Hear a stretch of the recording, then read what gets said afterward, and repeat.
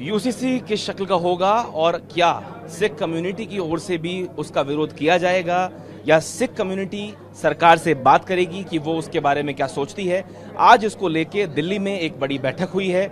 Sikh community के तमाम जो नुमाइंदगी करने वाले लोग हैं वो यहाँ मौजूद थे और हमारे साथ इस वक्त जगदीश सिंह कालो हैं।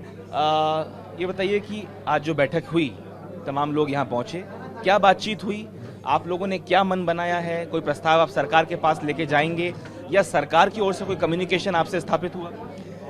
देखिए, दिल्ली सिख गुरुद्वारा प्रबंधक कमेटी ने ये जो यूजीसी आजकल बहुत चर्चा का विषय है और ख़ास करके लोगों में बहुत सारी गलतफहमियां भी हैं, उसको क्लियर करने के लिए और डिसीज़न लेने के लिए आज हिंदुस्तान के अलग अलग राज्यों से सिख इंटेलेक्चुअल जो थे उनको बुलाया गया था और 13 स्टेट से, क्योंकि शॉर्ट नोटिस पे बुलाया गया, तो 13 स्टेट से आज रिप्रेजेंटेटिव यहाँ पहुँचे। सब ने अपने अपने विचार रखे, खुल के विचार दिए उन्होंने और जुनैनी मसली ये फैसला किया गया कि एक 11 मेंबरी कमेटी बनाई जाएगी।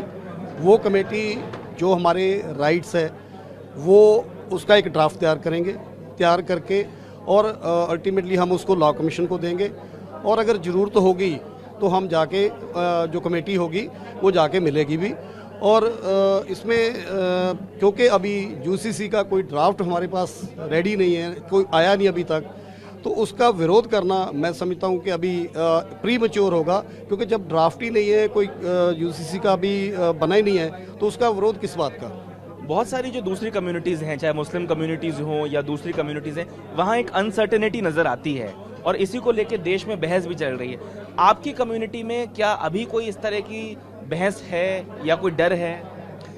देखिए, मैं समझता हूँ कि हमें इससे कोई भय या डरने वाली बात नहीं समझ आ रही, क्योंकि जो हमारे राइट्स हैं, जो हमारा फेथ है, वो आर्टिकल 25 कॉन्स्टिट्यूशन में प्रोटेक्टेड है।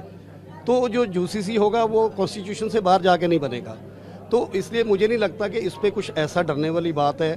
लेकिन आज की मीटिंग में ये चीज़ बिल्कुल तय थी कि जो भी हमारे राइट्स हैं संविधान के मुताबिक हमें मिले हुए वो प्रोटेक्ट होने चाहिए और उनसे अगर कोई बात होगी तो फिर हम सरकार से भी बात। तो ये जो 11 मेंबर कमेटी का आप बना रहे हैं, जिसका आपने ऐलान किया है, ये कमेटी क्या काम करेगी? ये कमेटी सबसे पहले तो हमारे क्या क्या राइट्स होने चाहिए, क्या क्या हमें राइट मिलना चाहिए, अगर यूसीसी भी बनता है तो उसमें क्या क्या, वो एक ड्राफ्ट तैयार करके उसकी हमारी अपनी जो रिप्रेजेंटेशन होगी वो लॉ कमीशन को दी जाएगी। फिर अगर ज़रूरत पड़ेगी मीटिंग करने की वो भी करेंगी और संस्थाओं से संपर्क करना है वो करेगी। सो सारा जो भी फॉलोअप है वो ये कमेटी करेगी। अगली बैठक किस दिन बुलाई गई है, कोई तारीख तय हुई? नहीं, अभी तारीख तय नहीं हुई। अभी कमेटी के जो मेंबर्स हैं वो अनाउंस करके उसके बाद इमीडिएटली अगली मीटिंग जाती है। दिल्ली सिख गुरुद्वारा प्रबंधक कमेटी के अध्यक्ष हरमीत सिंह कालका हमारे साथ हैं। हरमीत जी, मैं ये जानना चाहता हूँ कि एक बड़ी बैठक आप लोगों ने आज दिल्ली में की है, उत्तराखंड के मेंबर भी यहाँ शामिल हुए। उत्तराखंड यहाँ पे ज़रूरी इसलिए भी है क्योंकि उत्तराखंड में ये ड्राफ्ट अब लागू होगा, तो क्या कुछ चर्चाएं निकल के सामने आई और जो रेजोल्यूशन यहाँ पास हुआ वो क्या?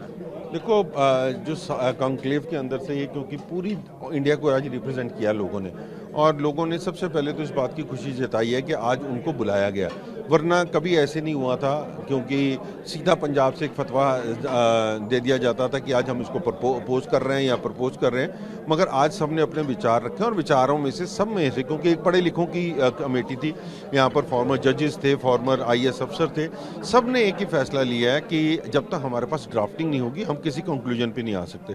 और ये ड्राफ्टिंग जो है उसको बात करने के लिए और जो सिखों के राइट्स को रिजर्व करने के लिए 11 मेंबरी कमेटी बनाने की बात हुई है।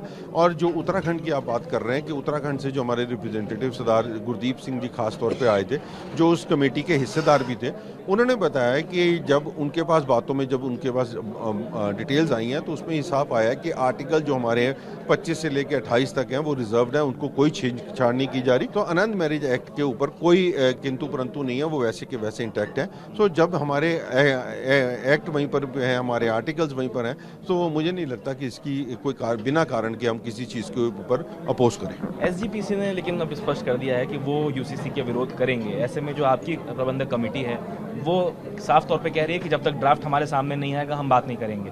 लेकिन एसजीपीसी कह रहा है कि हम विरोध करें। देखो, एसजीपीसी को हर एक को पूछना चाहिए कि अगर वो कर रहे हैं तो विरोध किस चीज़ का कर रहे हैं। अगर विरोध है तो वो बताएं कि किस चीज़ का विरोध कर रहे हैं। जब ड्राफ्ट ही नहीं सामने, किसी चीज़ की क्लैरिटी नहीं है, तो उन्होंने अपोज कर दिया। अपोज क्यों किया? क्योंकि अपोजिशन में रहना है। सो मैं नहीं समझता कि गवर्नमेंट की अपोजिशन के लिए हम कम्युनिटी का नुकसान करें। हमने अपनी कम्युनिटी की जिम्मेवारी निभाते हुए आज सारों को इकट्ठा किया, और जो जिम्मेवारी एसजीपीसी को निभानी चाहिए थी वो रोल दिल्ली सिख गुरुद्वारा प्रबंधक कमेटी ने आज किया।